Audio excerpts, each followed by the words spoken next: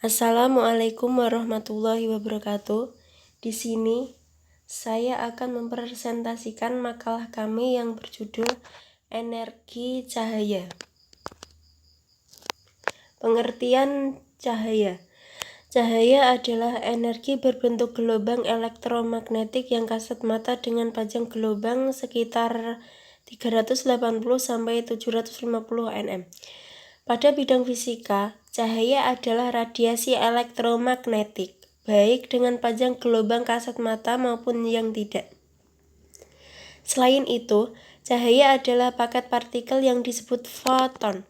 Kedua definisi tersebut merupakan sifat yang ditunjukkan cahaya secara bersamaan sehingga disebut dengan dualisme gelombang partikel. Perbedaan cahaya dan sinar. Sinar.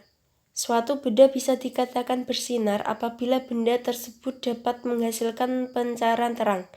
Dengan kata lain, sumber sinar adalah berasal dari benda itu sendiri. Sebagai contohnya adalah sinar matahari, sinar lampu, dan sinar X. Dan cahaya. Cahaya adalah pancaran terang yang dipantulkan oleh suatu benda. Jadi, benda yang bercahaya tidak menghasilkan terang, melainkan memantulkan terang. Contohnya adalah cahaya bulan, cahaya cermin, dan cahaya cincin. Sifat-sifat cahaya. Yang pertama ada cahaya dapat menembus benda bening. Benda bening adalah benda yang dapat ditembus oleh cahaya. Contoh benda bening antara lain adalah kaca, mika, plastik bening, air jernih, dan botol bening. Yang kedua ada cahaya merambat lurus. Cahaya akan merambat lurus jika melewati suatu medium perantara. Peristiwa ini dapat dibuktikan dengan nyalanya lampu senter yang merambat lurus. Yang ketiga ada cahaya dapat dipantulkan.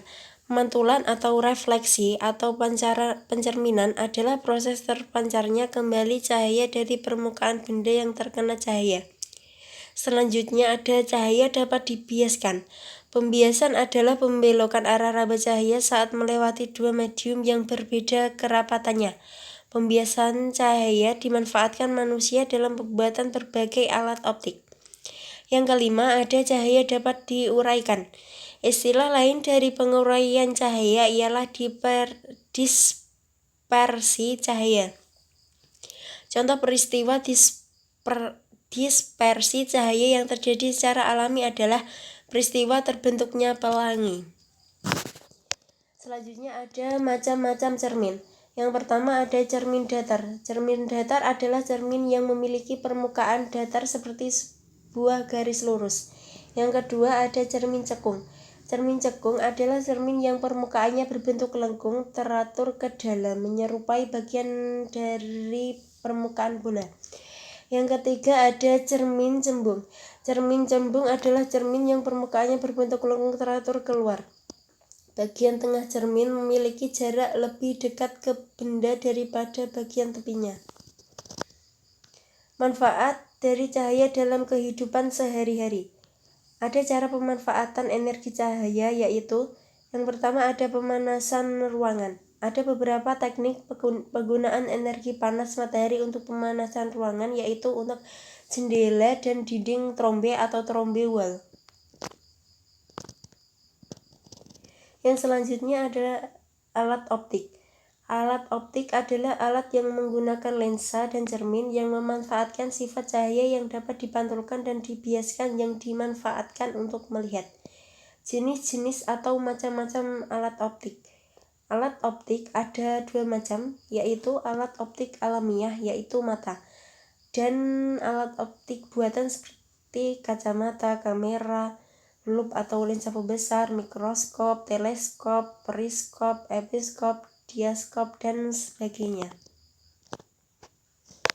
Kesimpulannya adalah cahaya adalah energi berbentuk gelombang elektromagnetik yang kasat mata dengan panjang gelombang sekitar 380 sampai 750 nm.